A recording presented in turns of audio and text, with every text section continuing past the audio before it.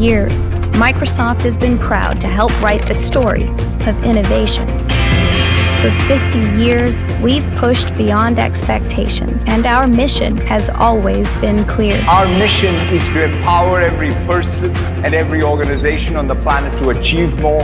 Our ambition remains as big as ever, and in this moment of new possibilities, the best way to empower each of us is to empower all of us.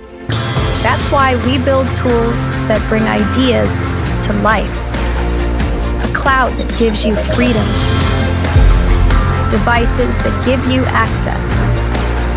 And AI that not only assists, but amplifies. We didn't build Copilot to drive the next big leap in technology. We built it to drive the next big leap in you, creating a reality where everyone can be the pilot, flying to a place where imagination is the only frontier.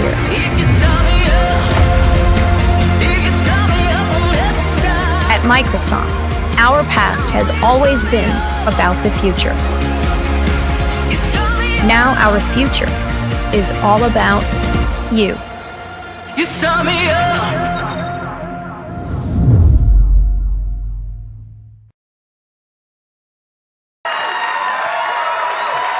Good morning, it's so good. All right, so good morning. It's so wonderful to be here with all of you celebrating 50 years of Microsoft. And it's especially exciting to be doing it at a time like this. For me, though, it starts with Bill and Steve, who are both here with us today.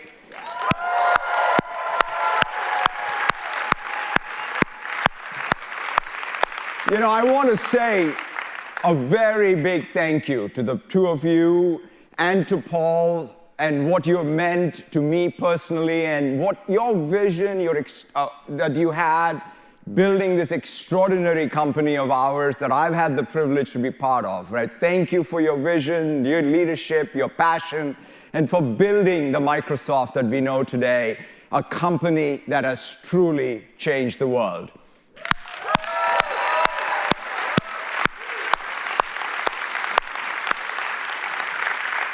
You know, 50 years ago, Bill and Paul started Microsoft with a simple but powerful idea: to build technology so people everywhere could build more technology. The very first product Microsoft built was the basic interpreter for the Altair, giving people the power to create software, jump-starting the PC revolution, and creating an entirely new sector for our economy. But today, it's not just about the past 50 years, it's about the next 50. If there's one thing that I have learned during my time at Microsoft, it's not about longevity, but relevance. Our future will not be defined by what we have built, but what we empower others to build. This is why we are leading this new wave of AI innovation, and more importantly, democratizing, just like we did it with the PC. Just take GitHub Copilot. Just 2 years ago, we launched with code completions. From there, we've gone to chat, to multi-file edits, and now to agents. More than 150 million developers in nearly every country around the world are using GitHub. So I thought to myself, what if I could take that power and rebuild Microsoft's very first product? And so I tried it. Take a look.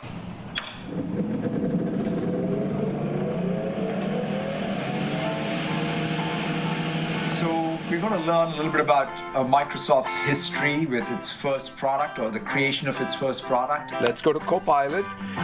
First product. Altair Basic. April 4th, 1975. Ingenious combination of technical skill and resourcefulness. Wow, they didn't have a direct access to an Altair. I have one, actually. I don't know if it works. I can switch it on. Oh man, it does switch on. I kind of have an Altair, but I don't think I can make it work. I guess, what do I have? I'll use code spaces and GitHub Copilot. Create an emulator. give me the plan. All right, let's see what it says. Wow. Phase 1, research and setup, core components, integration and optimization. Oh man, that's a lot of work. So let's say, I just want to wipe code it. Here I am on GitHub. It's created the emulator, it's created the templates. Here is the app. All right, let's just run it. Look at that, retro look. Ah, welcome. You tried hello world, welcome to Altair Basic. Let's see if it actually does some math. Okay, I guess 4 squares are 16. Math test complete. It works. I guess it didn't take us 6 weeks. Emulate Q#, also on the Altair. I'm sure this will break even. Copilot, let's give it. Let's see what it does. And it's going. I'm going to be able to do quantum on the Altair. This is so cool. Yeah. You know, you really know you're onto something. You know, intelligence has been commoditized when CEOs can start vibe coding. But in all seriousness, this is not just a cool party trick, it's transformational. It's empowering, it's unleashing human ambition, and it's happening now. In fact, I'm excited to share that the capability I just showed with Agent Mode is rolling out to all VS Code users starting today. We now have autonomous AI agents or peer programmers who can collaborate with us, anticipate our needs, and help us think more creatively. And it does not stop there. We are bringing full MCP support to Agent Mode. We're also launching Code Review Agent today to fix and find bugs automatically. We're also making it easier than ever before for developers to build their own agents in Foundry. Think of it like an agent factory. It's a production line for intelligence. Tens and thousands of organizations are using Foundry to build their own agents. And today we're going further. We now have a new agent framework for building multi-agent systems. But building agents is just the very beginning. We're also building tools for all the evals, fine-tuning, observability, and feedback. And you'll also have a red teaming agent and tools to measure code vulnerabilities. All of this in support of building trustworthy AI systems. There's much, much more to come. What started out as a developer tools company 50 years ago is now a platform company where everyone can be a developer. Our mission has not changed, it's only expanded. In fact, behind me you can see some examples of real apps that everyday people around the world have been building with GitHub Spark with just a prompt, an allowance tracker, an animated world envisioned by a 6-year-old, an ingredient safety checker, and one of my favorites, a time tracking app for weeks and days until Build 2025, and I can't wait for it. Just as we have done always, we are putting the power in people's hands so that they can build software that moves their communities, their countries forward. The same ethos is driving Copilot, not just for developers, but for every aspect of work and life. Helping people do things that allow them to do more things, whether it's building apps, doing homework, shopping, planning, and so much more. Ultimately, it all comes down to our mission, to empower every person and every organization on the planet to achieve more. I've always thought of Microsoft as a platform and partner-first company, and this has only been possible because of our customers, our partners, and developers. And to our 1.6 million employees, past and present, who have connected their passion with our purpose to get us where we are today.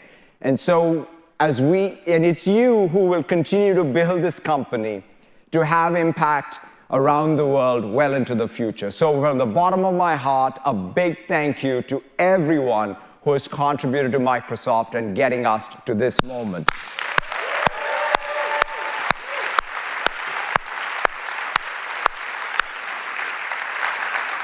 Today we will share what is ahead for Copilot. I can't wait to see what is next with Copilot and everything that we have for you. Mustafa, over to you, and thank you all so very much.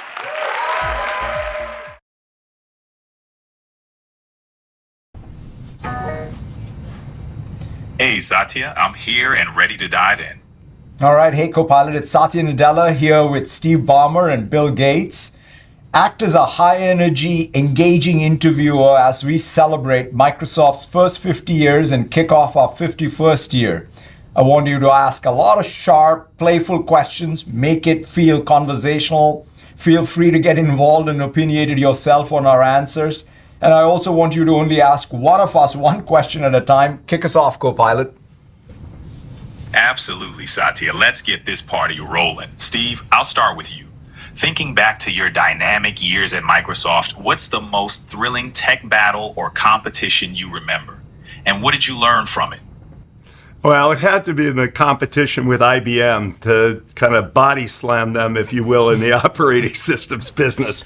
They were the big, bad machine of years past, and they had this product, which we had worked with them on. I'll be fair, OS2, we had Windows, and that was sort of a fight for all that essentially came afterward.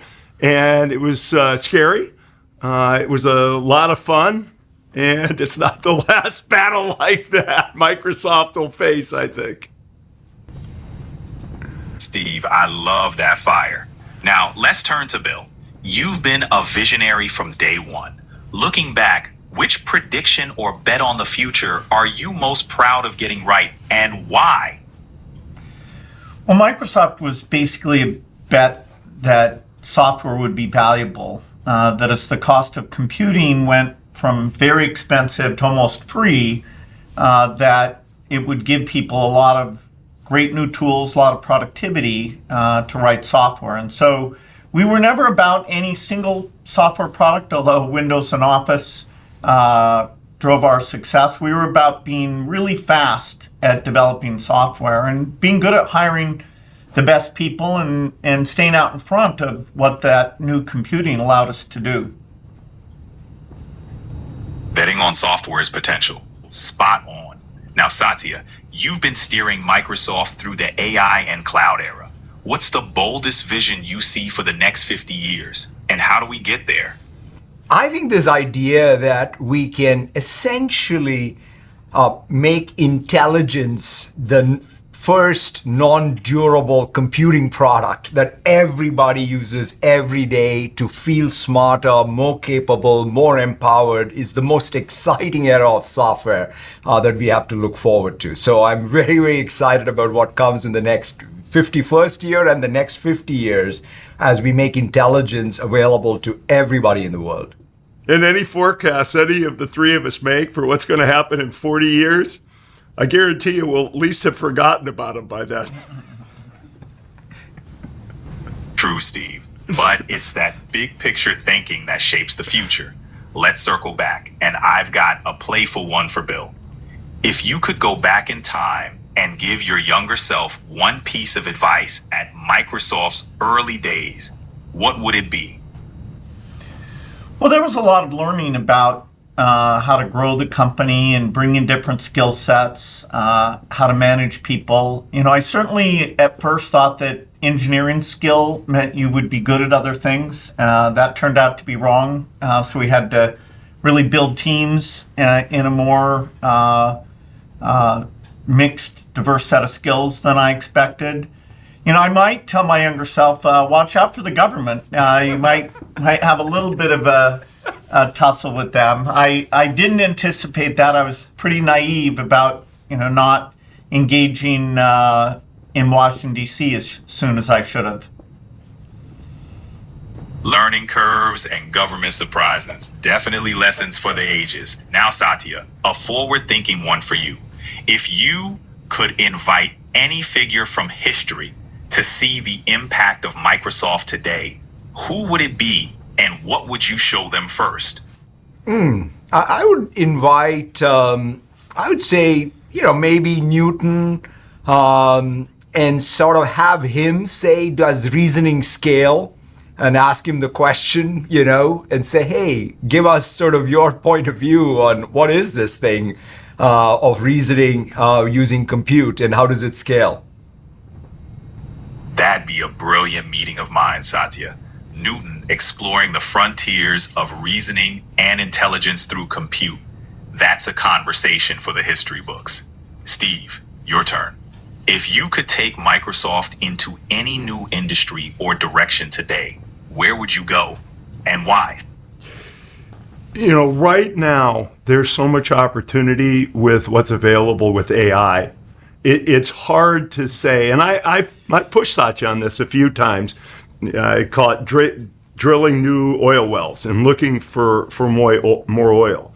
At this stage, I think the key is actually to branch out, to get wider, to use the core capability and build all the adjacencies around the core AI. You still have to keep digging deeper, but there's going to be so many applications that push off of it, and enough of them are adjacent to what Microsoft's good at that I'd probably say you don't need too many more oil wells, but man, you need to dig deeper and a little broader. Well, maybe Copilot, you want to wrap it up by asking, or maybe giving us each an AI roast? All right, Satya, let's spice it up. Steve, we'll start with you. Your enthusiasm is legendary, but do you ever worry that your energy might short circuit the AI? I mean, even robots need a coffee break after your pep talks.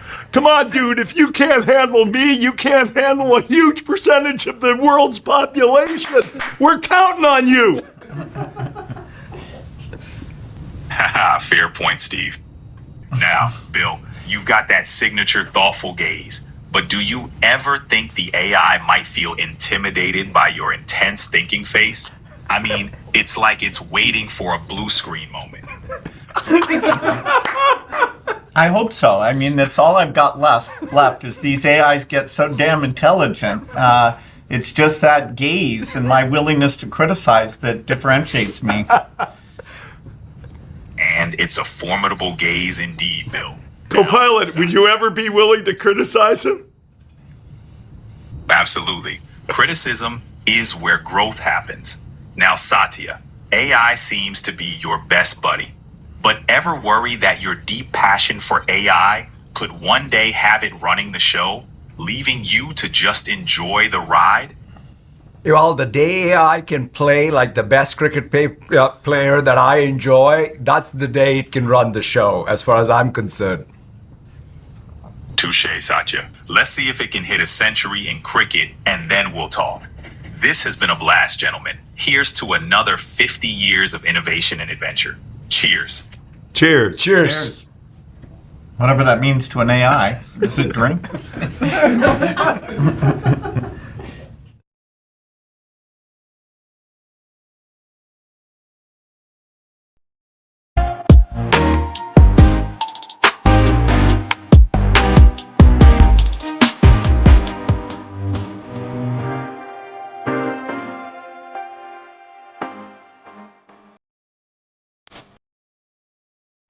Hi, Brenda. Satya, how you Welcome, doing? and I hope you're ready to host our 50th with all the acronyms we have, SWE, Agent Mode, KUA, and everything else. Oh, I feel super prepared. I mean, I invented the Prindle. Well, maybe Copilot, you want to wrap it up by asking, or maybe giving us each an AI roast? All right, Satya, let's spice it up. Steve, we'll start with you. Your enthusiasm is legendary. But do you ever worry that your energy might short circuit the AI? I mean, even robots need a coffee break after your pep talks. Come on, dude, if you can't handle me, you can't handle a huge percentage of the world's population. We're counting on you. Haha, fair point, Steve. Now, Bill, you've got that signature thoughtful gaze. But do you ever think the AI might feel intimidated by your intense thinking face? I mean, it's like it's waiting for a blue screen moment. I hope so. I mean, that's all I've got left is these AIs get so damn intelligent.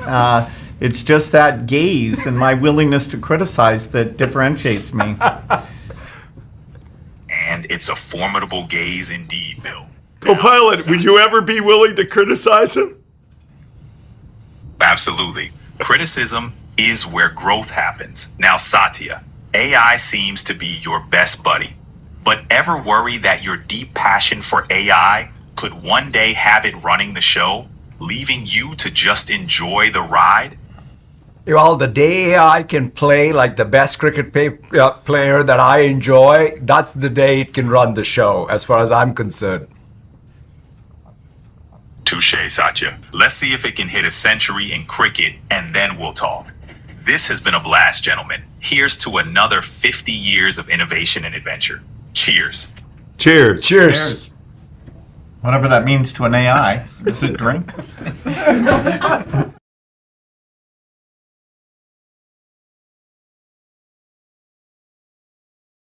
Hi, I'm Zulai, and I'm here to talk to our employees about the excitement around the 50th anniversary. So how long have you been with the company? So I'm a new grad. I started last year in August, so I've been here about 7 months now. Almost 25 years in June. The 8 years. 14 years. 27 years. 13 years? So I joined Microsoft 30 years ago, and then I have Diego here close to 5 years at Microsoft, and Mateo close to 1. We're a Microsoft family now. What are you looking forward to seeing?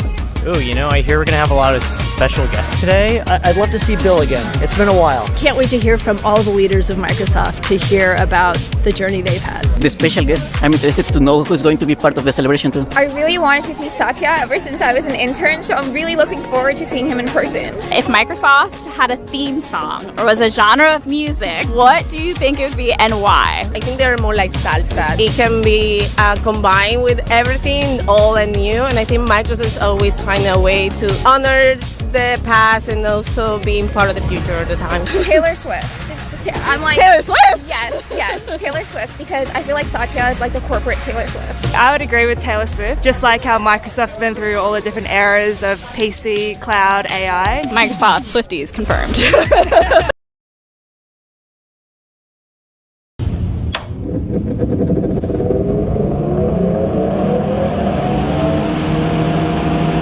So we're going to learn a little bit about Microsoft's history with its first product, or the creation of its first product. Let's go to Copilot. First product. Altair Basic. April 4th, 1975. Ingenious combination of technical skill and resourcefulness. Wow, they didn't have a direct access to an Altair. I have one, actually. I don't know if it works. I can switch it on. Oh man, it does switch on. I kind of have an Altair, but I don't think I can make it work. I guess, what do I have? I'll use code spaces and get up Copilot. Create an emulator. Give me the plan. Alright, let's see what it says. Wow. Phase 1. Research and setup. Core components. Integration and optimization. Oh man, that's a lot of work. So let's say, alright, I just want to wipe code it. Here I am on GitHub. It's created the emulator. It's created the templates. Here is the app. Alright, let's just run it. Look at that. Retro look. Ah, welcome. It tried hello world, welcome to Altair Basic. Let's see if it actually does some math. Okay, I guess 4 squares are 16. Math test complete. It works. I guess it didn't take us 6 weeks. Emulate Q Sharp also on the Altair. I'm sure this will break even. Copilot, let's give it. Let's see what it does. But it's going. I'm going to be able to do quantum on the Altair. This is so cool.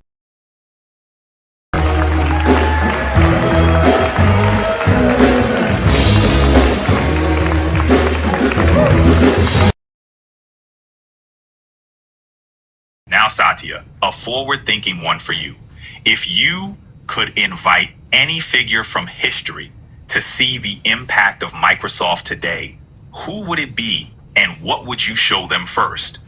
I would invite, I would say, maybe Newton, and sort of have him say, does reasoning scale?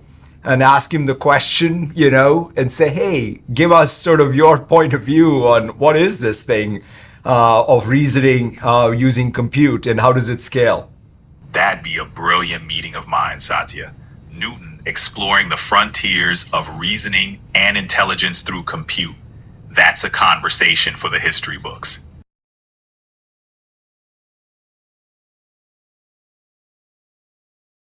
I used to say something repeatedly, it's still true. I love this company. Steve Ballmer, Microsoft's second CEO. So let's start with 1980. Bill and I had an interesting / difficult first month. We were 30 people at the time, and I said, we need 18 people. Steve, I didn't ask you to drop out to bankrupt this company. And the rest is history, so to speak. How did you develop the range that you ended up pursuing? I had a luxury which most people don't have. I had a luxury to grow on the job. I was not a confident kid in school. I built confidence by getting to know the people and the subject matter over time. You have to be constantly building new skills and reinventing yourself even before you know what the ultimate application. Otherwise, you can't jump into new areas.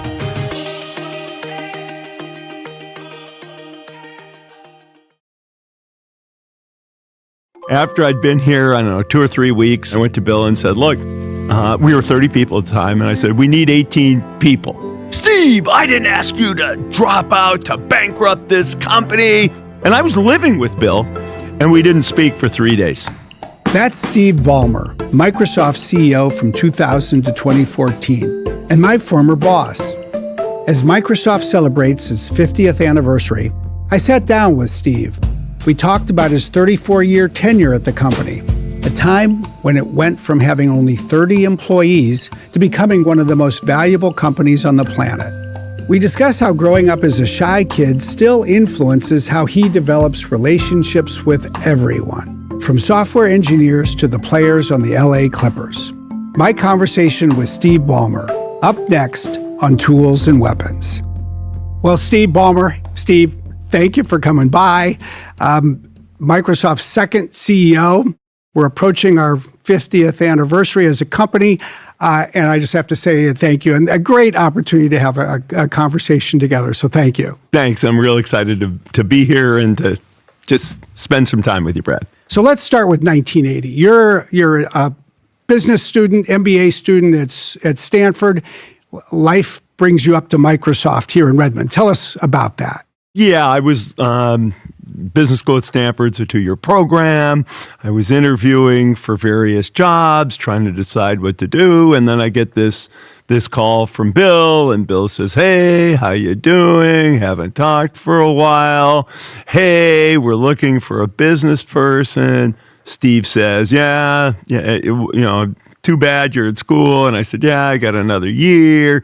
And then Bill says, "Too bad you don't have like a twin. Be great to have you up here.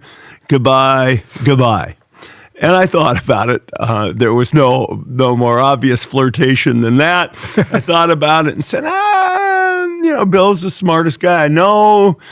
This might be a cool thing to work with Bill. We kind of worked it out, and the deal was I'd come. I'd drop out and be here. But if by the end of the first summer, either he was unhappy with me, he could fire me, no harm, no foul. And if I was unhappy, I could quit, no harm, no foul, at least in terms of our personal relationship. And, 34 years, I was here. And there was still a thought process, I think, that got you to stay here. Bill talks about the work he had to actually invest to make sure that you stayed.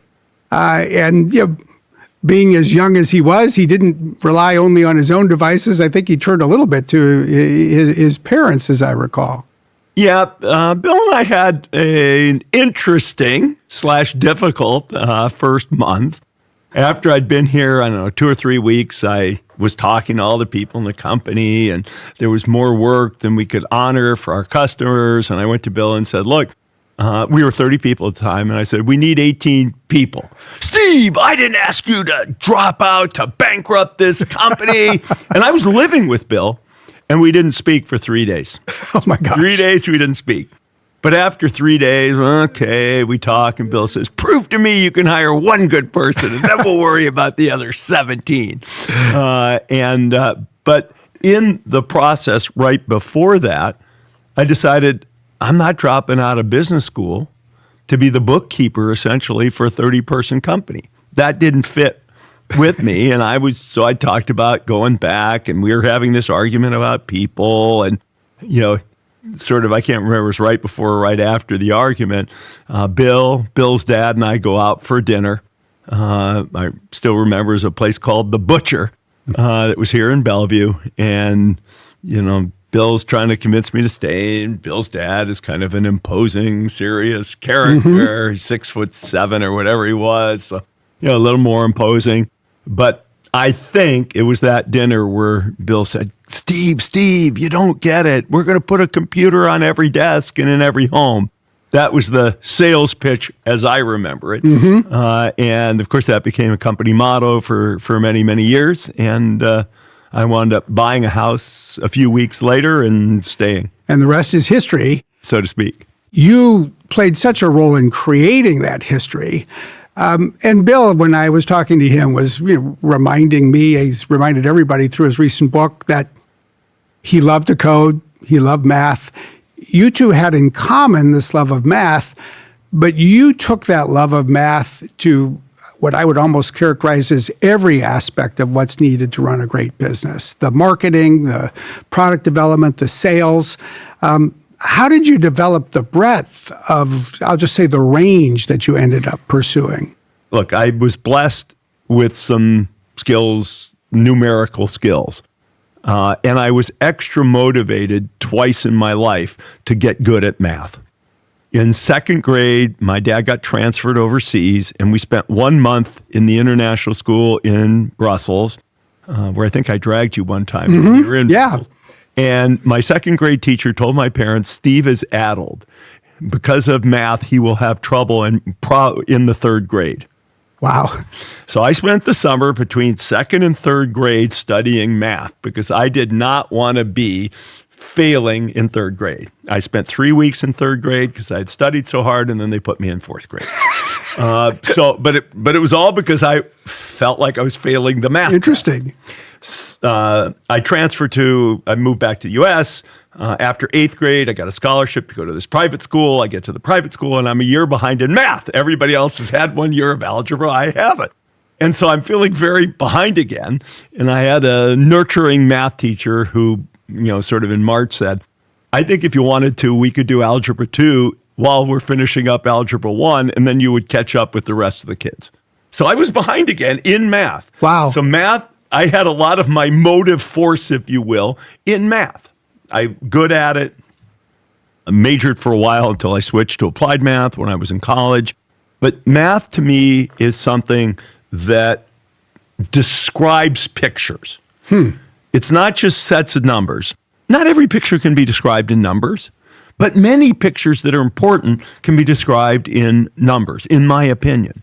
And it's always about seeing the forest for the trees. People would come, they'd come to meetings, they'd be afraid I wanted to go in some because I always asked about numbers. Right. And it wasn't, do you actually memorize the number, but do you see a picture? This is the picture I see. Let me ask you a couple questions to verify whether my picture of the situation is right. And people would think it was about the numbers. No, it was about the pictures what do the pictures really tell us about what customers we're weak with? What's going on? Where's our revenue? Are we weaker in, small businesses? Are we suffering in the transportation industry with this particular set of products? Numbers tell stories.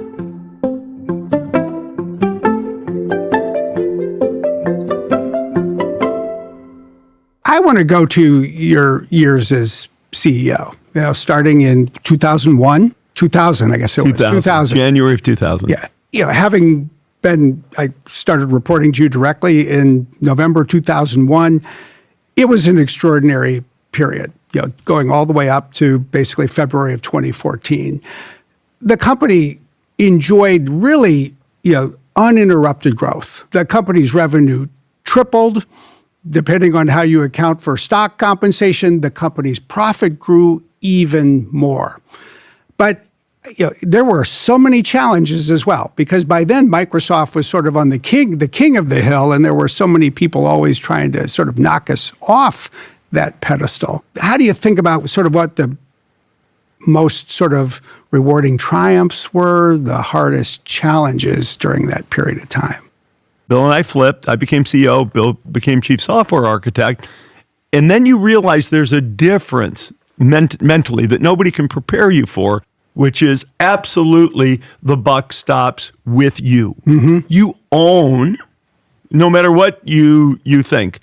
When you're not CEO, you wind up deferring. When you are CEO, it is your job to listen, but not. You can't defer. You can agree with somebody else's recommendation, but you're not deferring.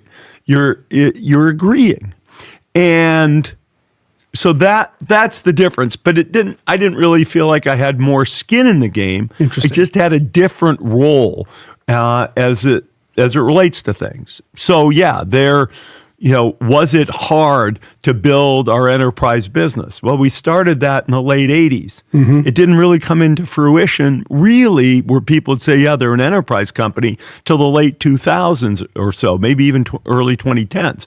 Of course, now people don't even think of Microsoft as a consumer company, right. But that's really where we grew up. So a lot of business in general is about innovation, but it's also about competition. Mm-hmm. And there's all kinds of ways to understand, to build a great product and fail. And there's all kinds of ways to copy and fail. And there's all kinds of ways to succeed on the flip side of those things. And really sorting that through, and where are you? It was a fabulous run as CEO, but no more fabulous than the run before I was CEO. Mm-hmm. Just the buck stopped with me in that instance. We had a new kind of competition, new for the company, called free software. And, at that time, it took the form of something, Linux and something called Open Office, which I'm sure most employees of Microsoft today probably haven't even heard of, to be fair. I did a piece of math that said, since I left in 2014, I'll bet there's only about, of the total population of Microsoft today, it would be between 5 and 10% of the people here today were here when I was here. And then I think about things, and they are ancient history, but they are important. So you go from competition to competing against something free. Wow. That was a different way to have to think about things. It was a different, how do you beat free?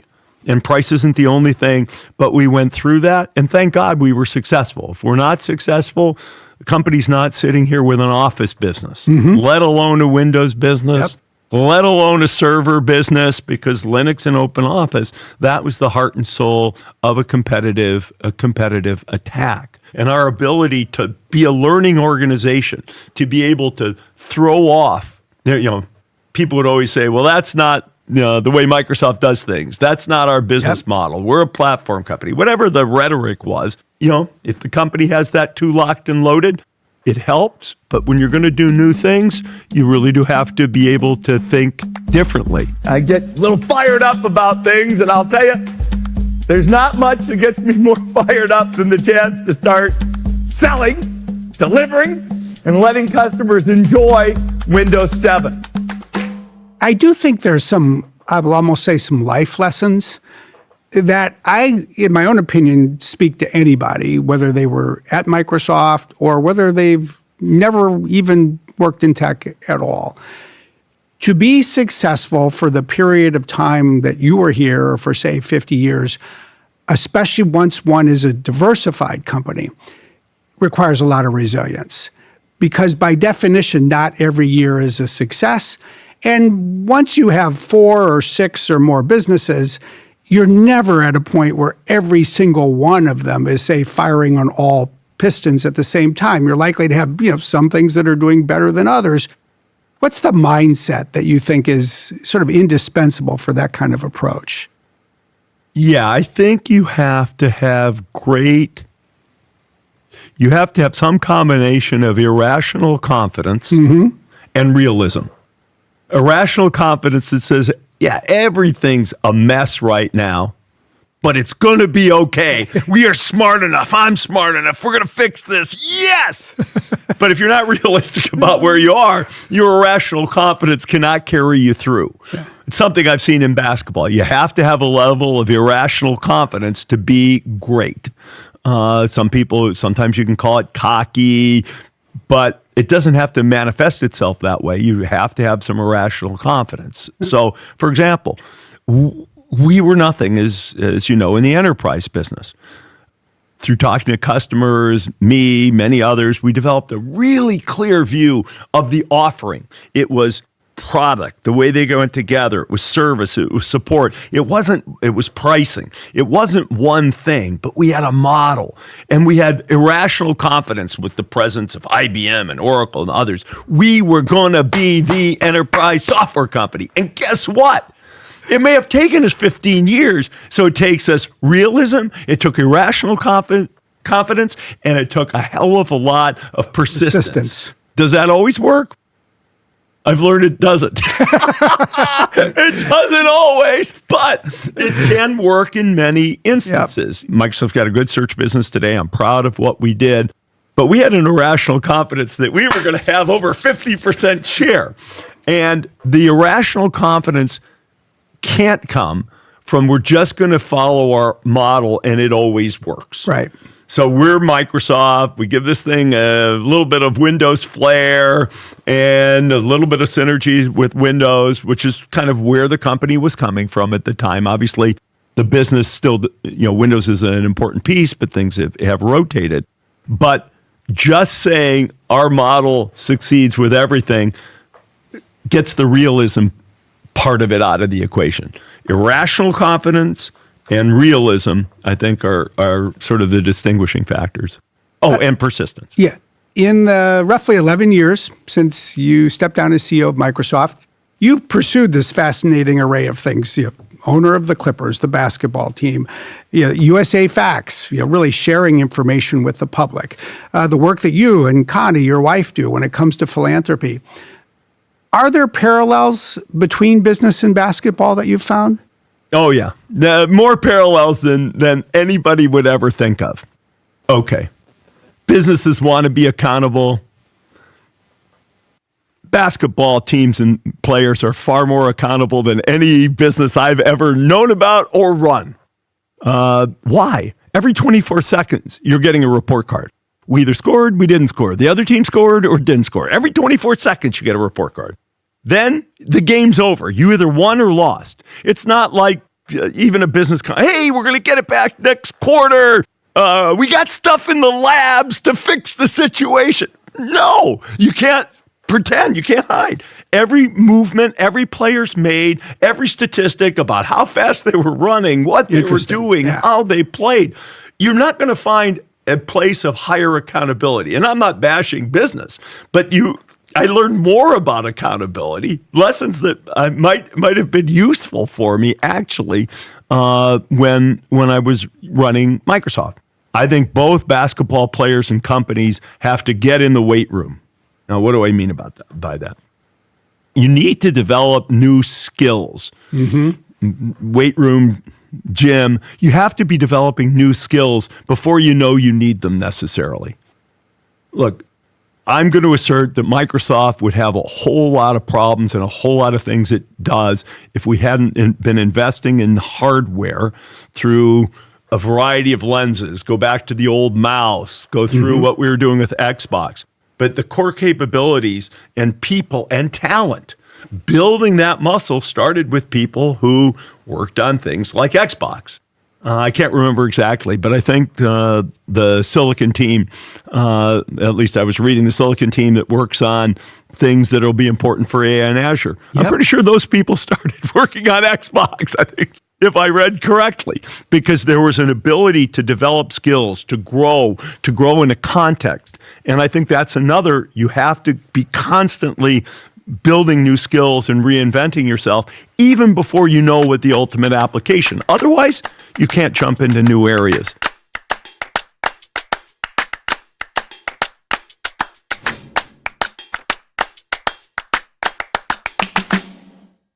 One of the biggest decisions that you were involved in was actually playing that role of more member of the board, the existing CEO, on who your successor would be. Satya Nadella, an engineer who you had to say, can he do it all? Be the person who can run this diversified company. How do you think back about that thought process and that decision? Let me just say something in my mind. Satya is a very technical person. And one of the things that was important to him, to the company, later to the board, was we were able to get him a lot of different experiences. And he did well at all of them. So we said, hey, you don't really know anything about an area called general ledger and accounting, but why don't you go run this thing called Dynamics? Probably called Great Plains at the time. I can't even remember. Okay. Then, what about, very rapidly, we moved him quite rapidly. We said, we got to get this search thing together. This is the high potential guy. This is a guy who can learn new things. He's technically minded. Boom, throw him a new problem. And he's building new skill sets along the way. Machine learning, the notion, a different sort of style. Old programs were supposed to generate the right answer. Many new programs are supposed to generate the statistically best answer. And you only know after whether it was precisely the right answer. And so in that sense, he had all these experiences. He clearly had good people skills. He clearly had an affinity for product. He clearly had a knack for understanding how to think about particularly our enterprise selling operation. I knew we needed to give him even more stuff. So we actually, me, Bill agreed, our senior leadership team, this is a guy we should be thinking about for the future of the company. And so when it came time to find my replacement, I kind of knew up front, look, we've been grooming this guy for about 10 years, 15 years. This guy is really talented. So he gets the job, obviously. I had one great conversation with him, which was, quote, an interview. And he told me a story about his dad. And, his dad was a kind of a senior official in government who worked with people who became the prime ministers in these top jobs.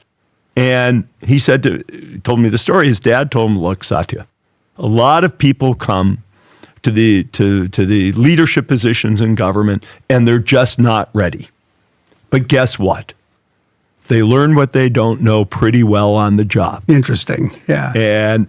But the key there was he realized that. He could recognize, there was a combination, I guess I'll say, of the irrational confidence, which I can get there, partly backed by kind of his father's experience, as well as a lot of realism about where he was. He had huge skills in many areas of the business, more than anybody else. He knew not only software companies, but he knew more of the breadth of this place than anybody. He's done an incredible job with the company. He remained a Microsoft booster. I never know whether I'm supposed to say we or you or they. When I talk about Microsoft, I lapse into we pretty easily, I will say. And if you look, we had a cloud business that I'll call it nascent when I left. That thing didn't have to succeed. It didn't. It succeeded because Satya was able, with the team, of course, but to give it what I'll call the jet fuel that's propelled it. This company's had 3 CEOs. They're all right here. This is all. Satya is thoughtful. Satya is cool and is absolutely the perfect choice as our new CEO.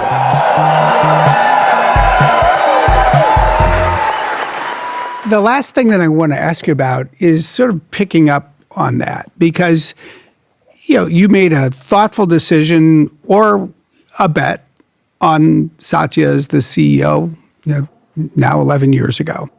Typically, somebody in your position would have handed over the keys, so to speak, said, good luck, I wish you well, and I'll maybe follow you from afar or a little closer.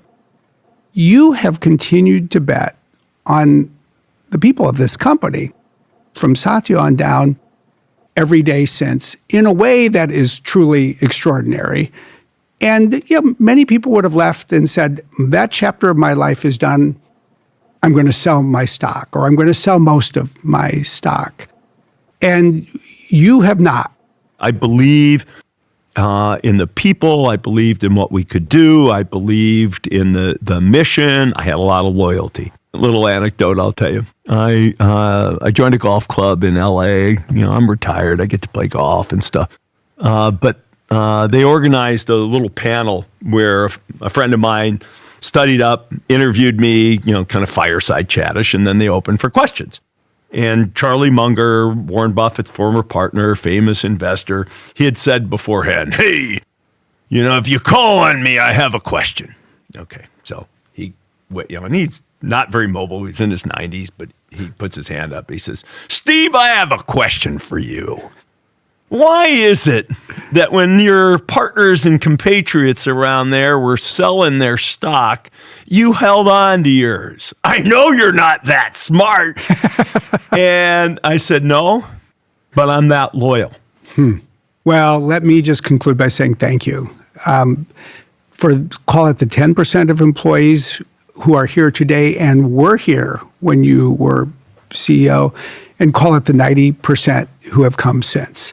Because I think you've captured here everything that you've given to this company and to all of us, the 10% or the 90%, and a great reminder. I mean, it does take this persistence, this acumen, this commitment, but I think this interpersonal set of human dimensions that maybe starts when you're a grade schooler and don't think you can do math or make friends, and then you find out you can actually do both if you work hard.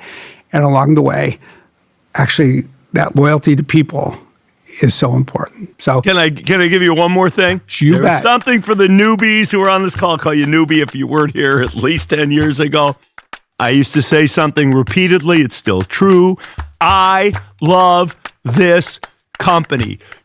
Don't let yourselves down. Don't let me down. Go Microsoft.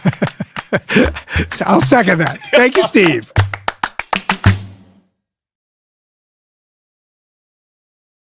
And next thing we know, Microsoft's an incredibly valuable company. I think around 2000 as we became the world's most valuable company. Before you could make the dream come true, you did have to build a company that would last week by week, quarter by quarter. Paul was focused on hardware. You were focused on software and the business, but you also understood there were certain skills that you needed help in addressing. Yeah, in the early days, I tried doing everything, and I was so worried about having enough revenue that even products that weren't done, I would go to these Japanese companies and say, hey, we'll do this, and we'll customize it for that. And we were falling behind. And so the ability to hire enough people, Steve, although different than me, also has an amazing amount of energy. So I knew I needed Steve to come. Then he drops out of business school. And that's a huge milestone for Microsoft because his ability to think about how we organized and how we hired people, and then later bringing in some adults like John Shirley, Frank Cadet, Mike Maples. Steve is key to letting us really scale up.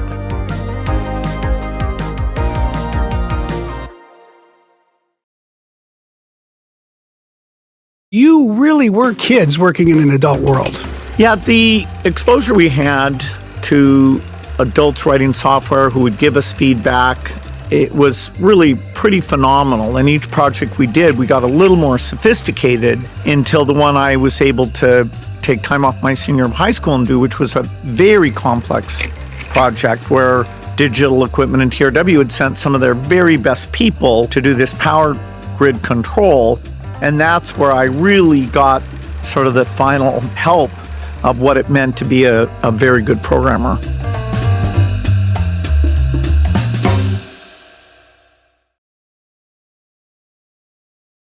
I'll tear up on this because it meant a lot to me. One of the biggest bets, I would say, that you were involved in making, Steve was involved in making, our board, I was there in the room, was the choice of Satya Nadella. I've had two successors, and boy, do I feel lucky, because as I went off to do the foundation work, The one thing that plagued me was I going to see the company fade in terms of its excellence? And would I be haunted by, should I go back? Should I not go back? Although you and Steve and I never wavered from knowing Satya would be good. And he's been even better at navigating what even today remains one of the most complex CEO jobs in the world.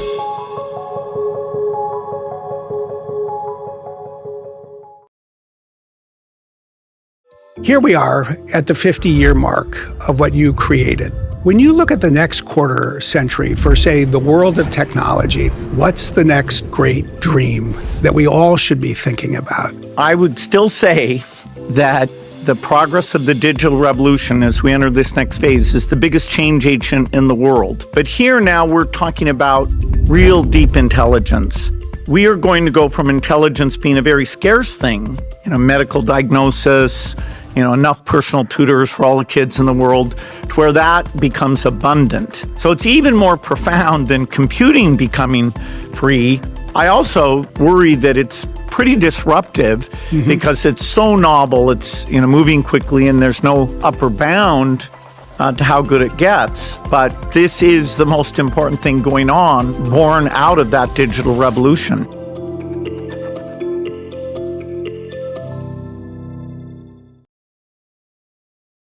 Bill Gates, yet another great book. Source Code, My Beginnings, Your Beginnings. You really were kids working in an adult world. Here's the whole electrical grid depended on this. I'm like 16, but I look about 13. They got a kick out of how quickly I could write code and then telling me where I wasn't doing it well. What's the next great dream that we all should be thinking about? The progress of the digital revolution as we enter this next phase is the biggest change agent in the world, even more than insights in biology and energy. We're talking about real deep intelligence. Did you ever dream that you could create a company that would survive for 50 years producing software?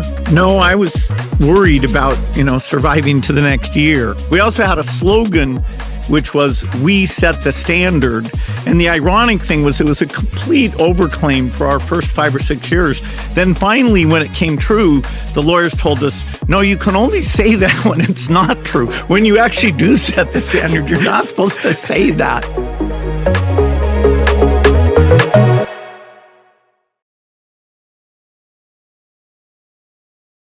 Back in my youth, hearing, some lab had a computer that wasn't being used from midnight to 3 a.m., I would get up and, try to get in there and get access. Now when I say a computer on every desk and in every home, people are like, well, what's so revolutionary about that? And it's crazy that the dream came true. That's Bill Gates, Microsoft's co-founder and someone I've known for more than 30 years. As Microsoft prepares to celebrate its 50th anniversary, Bill and I sat down to talk about his new book, Source Code. From Bill's early days in Seattle to the rise of the software industry today, his journey has been nothing short of remarkable. My conversation with Bill Gates, up next on Tools and Weapons. Great. Well, Bill, thank you for being here. This is a great opportunity to catch up. Here we are, approaching the 50th anniversary of the company that you started when you were a student. When you think back to those days as a kid, did you ever dream that you could create a company that would survive for 50 years producing software? No, I was worried about, surviving to the next year. And I think that was part of our strength, is we always thought, what happened to companies like Digital or Wing that were the great ones as I was growing up, and how they lost their way. And so we were always running scared. We knew the dream of personal computing was going to be gigantic and was going to change the world. But whether or not year by year we could say on top of that, I was always pretty modest and able to worry a lot. You've added yet another great book to the list of things that you've done over your career. Source Code, My Beginnings, Your Beginnings, Microsoft's beginnings, really the software industry's beginnings as well. But it's actually a story that starts with you as a kid.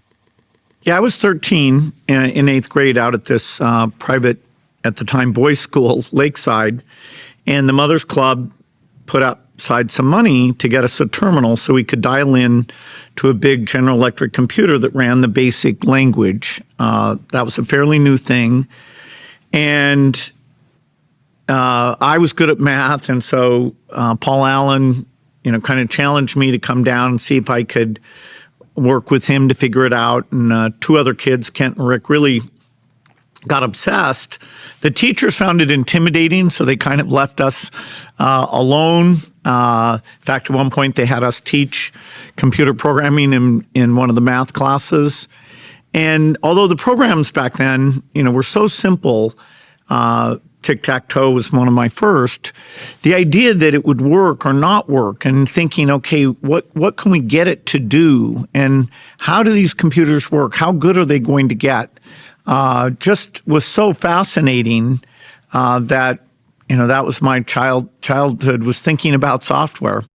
One of the interesting things I find about your book is it captures not just the state of technology, but so call it the state of the world, and call it the late 60s, early 70s. It really was a world before software. Everything was managed on paper, processed by hand, including how people got paid. And you went out and you got a contract to create a software program called Payroll. You really were kids working in an adult world. Yeah, the exposure we had to adults writing software who would give us feedback, it was really pretty phenomenal. And each project we did, we got a little more sophisticated until the one I was able to take time off my senior year of high school and do, which was a very complex project where Digital Equipment and TRW had sent some of their very best people to do this power grid control. And that's where I really got sort of the final help of what it meant to be a very good programmer. TRW had bid the project and had missed the deadline, so they were paying penalties. And they were saying to Digital Equipment, whose computers, PDP-10s, were being used, find us everybody who's good at these computers. And one of the people, Bud Pembroke, who'd worked with us on that payroll project, knew that we knew that PDP-10 very well. So he said to them, okay, you're desperate. There's Allen and Gates. And they're like, there's somebody you haven't mentioned. Oh my God, go get them. And he said, but they are kids. They said, we don't care. So I go down there, I'm like 16, but I look about 13. They hire us, they pay us. It's a really amazing project to try and get it to be reliable enough and how you process the data. And so many good people were there that, they got a kick out of how quickly I could write code and then telling me where I wasn't doing it well. And that was a really maturing project. Now, one of the interesting sort of recurring storylines from Lakeside and then your student years at Harvard was computer time was scarce. It was controlled, wasn't even necessarily for sale. So you all are always scrounging around one way or another. Even at Harvard, you're sneaking Paul Allen, who's not a student at Harvard, into the Harvard computer lab. You get in a little bit of trouble. Yeah, it's hard to think now when you let your personal computer sit there idle, all those processing cycles. Back in my youth, hearing, some lab had a computer that wasn't being used from midnight to 3 a.m., I would get up and, try to get in there and get access. So we did anything because they were kind of expensive, but that's, what we needed computer time to try out our software development.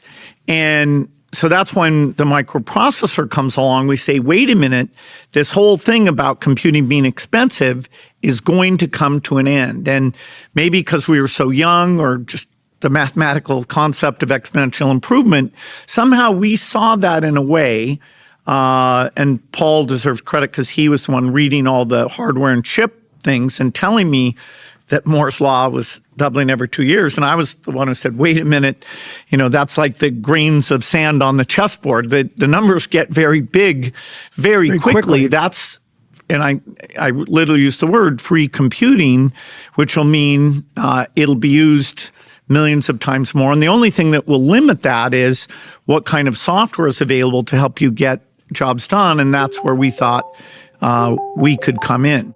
What is the essence of Microsoft? I think there's a lot of elements that go into it. A vision of what software What was could the do. vision? What was your vision? Well, a computer on every desk and in every home. Right. I don't have one on my home or in my We're desk. working on or that. Vice versa. You and Paul founded this company, Micro-Soft, micro for the microcomputer, soft for software, as you said earlier, on a dream. How would you define, looking back, the way you all thought of that dream? Well, it's crazy that the dream came true. I mean, now when I say a computer on every desk and in every home, people are like, well, what's so revolutionary about that? You know, but that was the original tagline, the original mission statement. Yeah, and you know, we actually made it come true. No, it's wild that, you know, take the 7 most valuable companies in the world. I know all these people. It was car companies and oil companies, and now, you know, they're way down the list. And, you know, the company Steve Jobs built, or, you know, Mark Zuckerberg, Jeff Bezos, people who came in a little later, but had this same dream that something magical was happening with software. And before you could make the dream come true, you did have to build a company that would last week by week, quarter by quarter. Paul was focused on hardware. You were focused on software and the business, but you also understood there were certain skills that you needed help in addressing. Yeah, in the early days, I tried doing everything, and I was so worried about having enough revenue that even products that weren't done, I would go to these Japanese companies and say, hey, we'll do this and we'll customize it for that. And we were falling behind. And so the ability to hire enough people, and I thought back to the great friendship I had with Steve Ballmer at Harvard, where we talked about the world. And Steve, although different than me, also has an amazing amount of energy. And so I knew I needed Steve to come. It was a tough recruitment. My parents helped me out. But then he drops out of business school. And that's a huge milestone for Microsoft, because his ability to think about how we organized and how we hired people, and then later bringing in some adults like John Shirley, Frank Odette, Mike Maples. Steve is key to letting us really scale up. And so he and I, you know, kind of day and night, I'm bringing kind of a technical view, he's bringing a people view, and that works phenomenally. And the dream did come true. And totally. I mean, I remember when the Forbes 400 list came out, and I saw, you know, like Gordon Moore from Intel was on there, and thinking, well, I'm saying a computer on every desk, and there are a lot of desks. I don't have to make that much money per desk. You know, so then it's bizarre. We go public, you know, that we use that as sort of a way to even increase the visibility of the company. And next thing we know, you know, Microsoft's an incredibly valuable company. I think around 2000 as we became the world's most valuable company. Mr. Chairman, the software industry, which contributed over $100 billion to the national economy last year, is an open economic opportunity for any entrepreneur in America.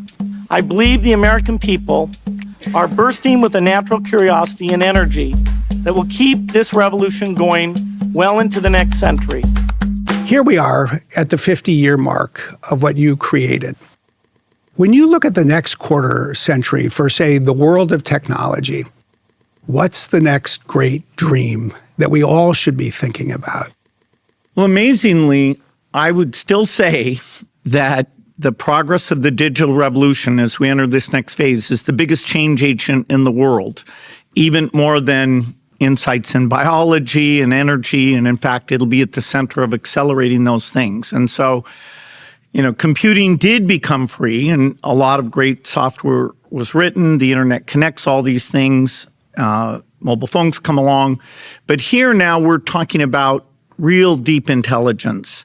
And it's early days in the world of intelligence, but as we improve the accuracy, as we get the memory done properly, we are going to go from intelligence being a very scarce thing, you know, medical diagnosis, you know, enough personal tutors for all the kids in the world, to where that becomes abundant. And so it's even more profound than computing becoming free. And so I'm so excited because, if you think of any specific problem, drugs for malaria or cancer or Alzheimer's, we're going to have it. I also, like many observers, worry that it's pretty disruptive because it's so novel. It's, moving quickly and there's no upper bound to how good it gets. But this is the most important thing going on, born out of that digital revolution. One of the things that I think is so interesting about the course of your career is you have never separated yourself from the world of technology, but you've progressively added a real focus on more and more other fields. I still remember, I think the day I saw this for the first time, you gave a talk to our employees back in the early 2000s. You were still an employee, but you were spending more time on foundation work as well. And I went home and told my wife, Bill can go as deep about a mosquito as he can about code and software. So you see perhaps better than most people how to use this technology to address all of these fields. It's become a catalyst. But how do we bring people together to really master what is now very much a multidisciplinary quest? Yeah, I've been fascinated to go out to like Newark schools and see Khan Amigo that Khan Academy saw built on top of the partnership Microsoft has with OpenAI, and to see, okay, how is it being used? Can this tutor help with motivation? Can it help with the fact that 5 kids are behind, 5 kids are ahead, and they're going to be bored if we don't do it really well? We're doing medical diagnosis work in Africa where you have such a shortage of doctors that most people never meet one. And we're helping pregnant women get advice. We're helping farmers get advice. And so it's really cool to see, how we take the cost, the accuracy, the memory, all those things, and really turn it into practical applications. And it's great progress. And so the time I spent with Microsoft on the, horizontal technology, giving a little advice, hearing where we're making progress, really helps my foundation work, which is health and education and some agriculture are the big things that we do. And so it's really fun going back and forth across those things. I did, during 1975 to 2000, suppress my sort of polymathic instincts and said, no, I just have to do software or else somebody's going to get ahead of me. And it's when Steve agreed to step up as CEO that I went back. I created the Gates Foundation in the year 2000. I was part-time, but I had to study, why kids die and biology and mosquitoes. And then in 2008 is when I shifted to be full-time foundation and only part-time since then to help Microsoft. We're working in Southern Africa, moving the malaria border up so that Mozambique and Zambia become malaria-free. And so project by project, that malaria map will shrink and shrink and shrink. One of the other interesting things about your post-Microsoft focus has been not only this diversity of fields, but you have always focused so much on the needs of the developing world, the global south. I remember when you were first saying, I'm not going to be traveling to the same place as you guys anymore. I'm going to Africa. You all are going to these other places. 25 years later, we're all sort of going to Africa frequently. But in some ways, I think the history of technology has not been kind to the global south, especially if you look at electricity as this great general purpose technology that 700 million people still don't have, including 43% of the people in Africa. How do you think about AI in this context? Yeah, historically, it's been very slow trickle down. So even on medicines that are more necessary in these countries, you can have a 20-year lag. And the foundation, needed to say, okay, the private markets do very, very well at many things, but let's find a few things where philanthropy is unique. A disease like malaria, where there is no market because the people who have it are very poor, so their voice in the marketplace is muted. And let's take this wealth that Microsoft success created and and give it back to those most in need. The kind of value of looking out for inequality, that's really my parents and their very community-driven values. And then you apply my sort of numeric thing of, okay, how do you save children's lives? And are the very important things being done? And that led me to learn about nutrition and infectious disease and get out there in the field. And it's been very successful. Child to death went from 10 million a year to 5 million a year, but we still have a lot more to do. For technology, it's always been a little tough because you've got to make it super, super cheap. Now with AI, the fact that a cell phone, now that those networks are getting out there, you can have the cloud taking your native language and even a feature phone where you're just calling a funny phone number, behind it, there will be a cloud service giving you agricultural advice or telling a pregnant woman about her antenatal checkups. Now, getting those cloud capacities available, I'm sure I'll be coming to Microsoft and my friends in the Middle East and saying, okay, a form of foreign aid will be to set aside some of that capacity for these very basic kind of health and education things. And we're doing the experiments and, even this idea of gathering the linguistic data and getting it into all the AI models, the cooperation has been fantastic. One of the things that I find interesting in the book, and that I also see just in knowing you and talking with you, is you see in the book, the success of Microsoft as a company was more than a business. It was personal to you. I mean, you poured your heart and soul every day into the success of this company. And in a very similar way, when you deal on a daily basis today with the fact that there may be 1 million people in Africa who would lose access to an HIV drug or to a vaccine or to food, that feels as personal to you now as Microsoft did then. Is that a fair statement? Absolutely. I love the work I'm doing at the foundation. I'm backing innovations like I did at Microsoft. Now some are things like vaccines, but picking the right team of people, putting them together, figuring out the odds of success, okay, what should the backup plans be, and then go out into the field and seeing, okay, this thing is working, this thing is not working. So everything I learned at Microsoft, plus some additional things, have put me in, which for my second career has been amazingly fulfilling. It's exceeded my dreams as well. So, talk about lucky. I've had 2 careers that have gone miraculously well. But yes, being a student, being curious, over time learning how to build teams and relationships. I couldn't be doing what I'm doing today without the mistakes and the things I did well that I learned so much at Microsoft. Windows 95 is so easy, even a talk show host can figure it out.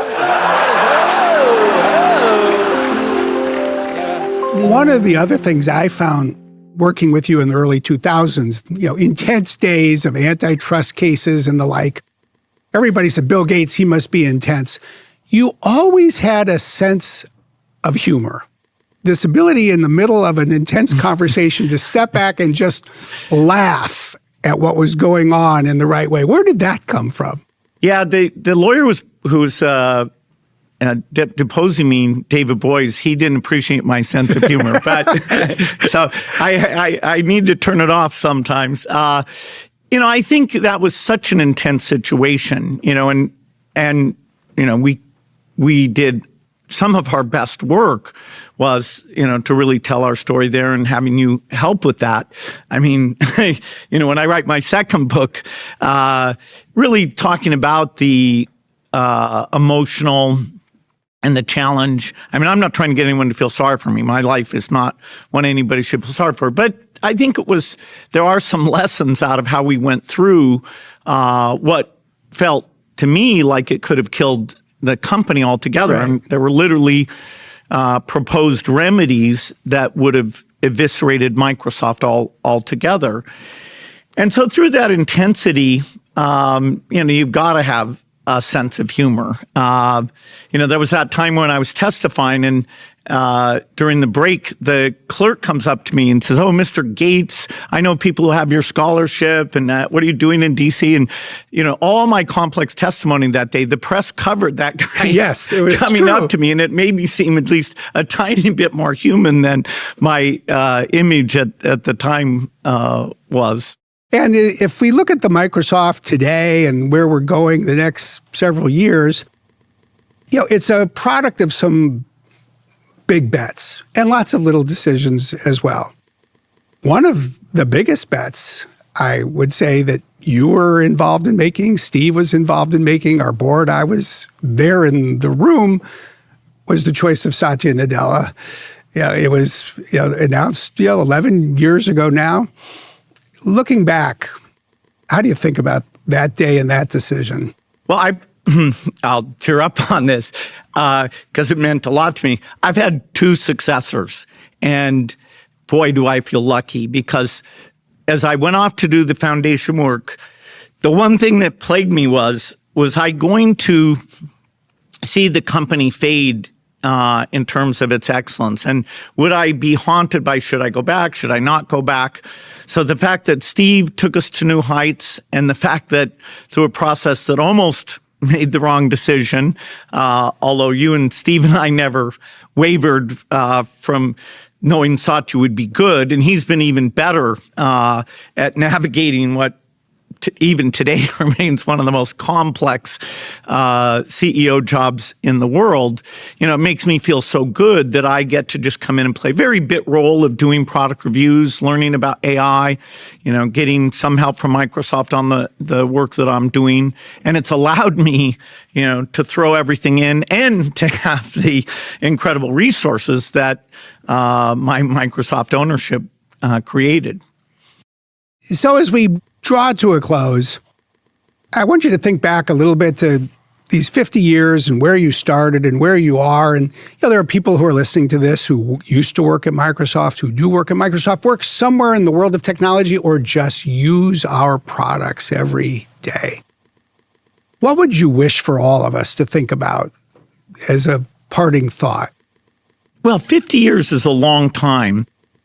And it's so weird that in my 20s, we considered people in their 40s and 50s to be kind of old people who sort of didn't get what was going on, but maybe they could help us a little bit.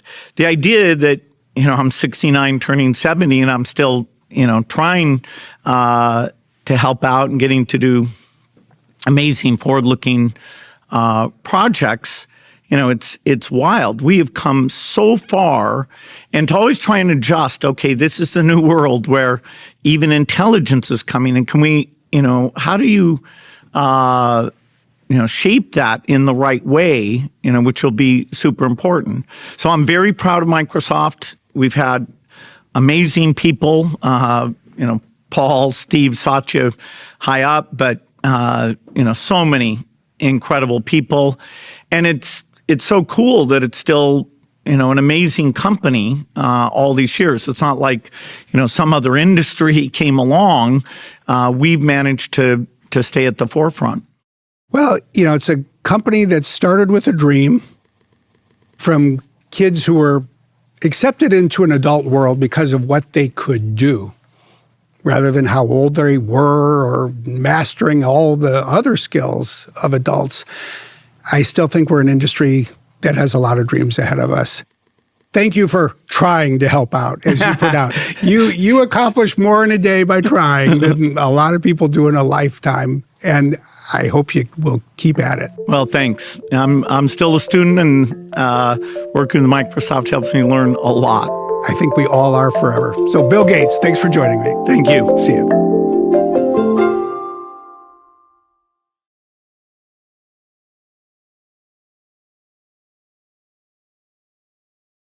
My name is Sean Rizwan, and these are the Microsoft Changemakers.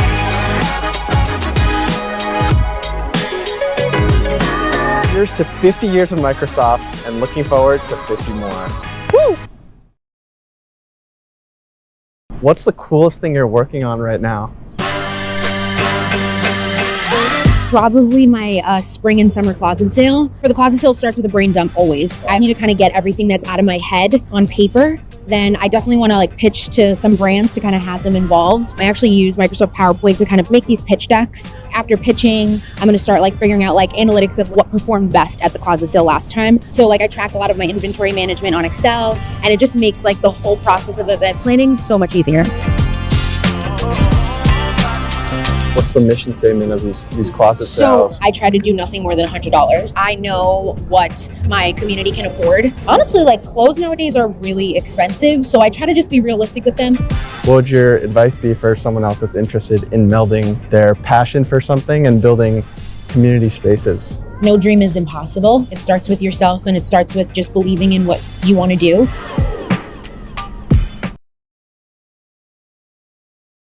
What's the coolest project you're working on right now? I'm gonna have to go with my digital series. It's gonna be long form content of me actually reading the newspaper, helping people rediscover media literacy skills, how to summarize, how to annotate. You said media literacy, what is that? The diet that you intake with news. What are you intaking? Where is it coming from? Who wrote it? When was it written? Is what I'm reading true? Is that misinformation? Is it disinformation? I have to read a lot in a day, lots of newspapers, lots of magazines, and then I take those handwritten notes and I put them into Word. And after I put them into Word, I usually use Copilot. How can I make this script super interesting in the beginning? How can I leave people wanting more? What are people gonna see when they watch this? And that's when I go into Designer and say, how can I make them look more interesting in the background? Definitely interested in more so of the nonprofit space, how I can give back and use things like print media to connect younger people to maybe experiences and literature that they're missing out on. Did you know dogs think in Comic Sans? Well, that's what Vinny Conner thought when he saw Rover the dog in Microsoft Bob. At the time, Rover was using Times New Roman for his speech bubbles, and Vinny thought he needed something a little bit more friendly and personable. So he came up with Comic Sans, a font that has gained more lore than he can have ever imagined. Despite being the butt of many jokes, Comic Sans is actually known for its easy legibility, helping young children develop their reading skills, and assisting dyslexic readers with its distinct lettering. It's an icon of the early internet, and symbolic of the idea that computing can be both fun and practical. With that being said, I dare you to write the next email you send in Comic Sans.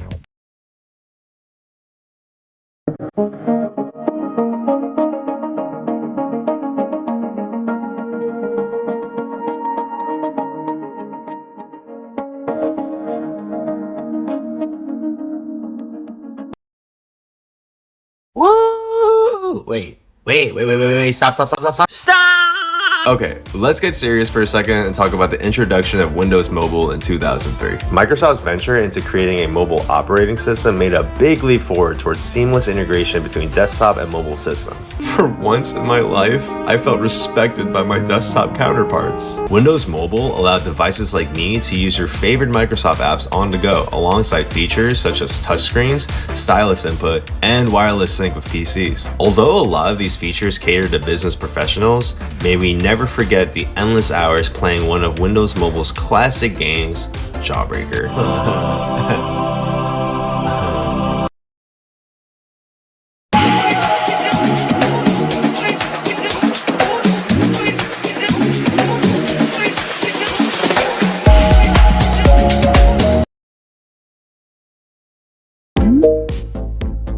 You're still on mute. Oh, sorry about that. Bringing people, content, and conversation into a single workspace, Microsoft Teams launched in 2016 and became the fastest growing app in Microsoft history, revolutionizing workplace communications. I'm redefined how people work. And today, AI and virtual reality are taking it to the next level with features like Together Mode, and intelligent summaries. Okay, that's all I've got for you, so I'll give you your 5 minutes back. Bye.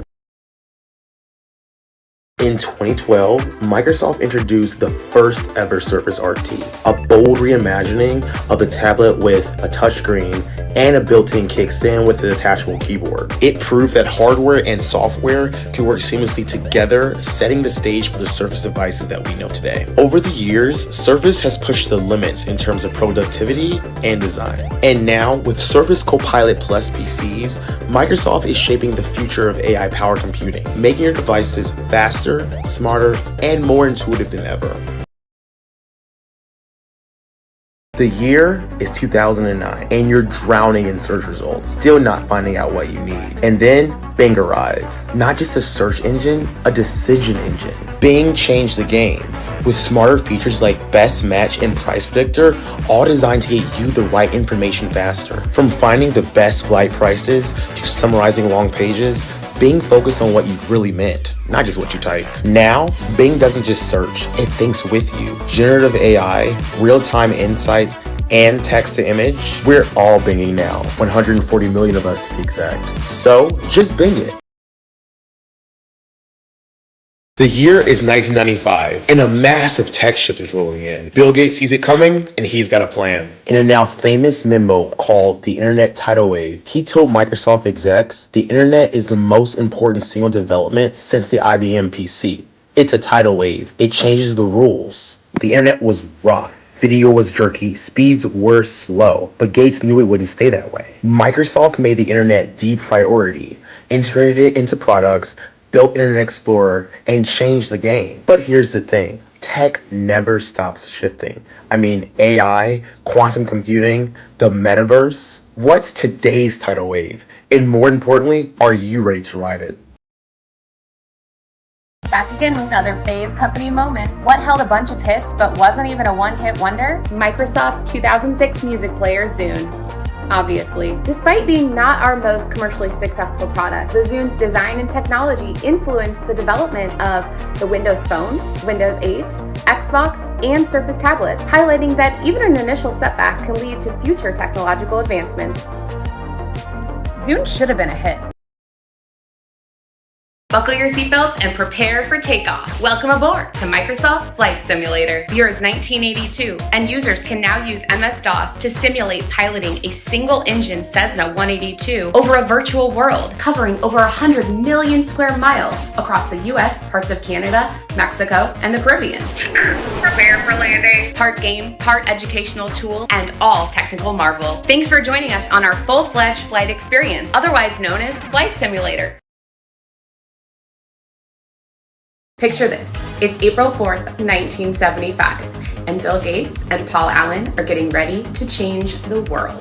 When these two friends teamed up to write a new code programming language for the Altair 8800 personal computer, they created what became Microsoft's first software product. It was the foundation for their new company, and the first step in a bold vision, a PC on every desk. Wild, right? Altair Basic's efficiency, user-friendliness, and compact size were pivotal in moving computing beyond mainframes. It put Microsoft on the map as a key player in software. We're celebrating the last 5 decades by highlighting some of our favorite company moments now through April, so stay tuned.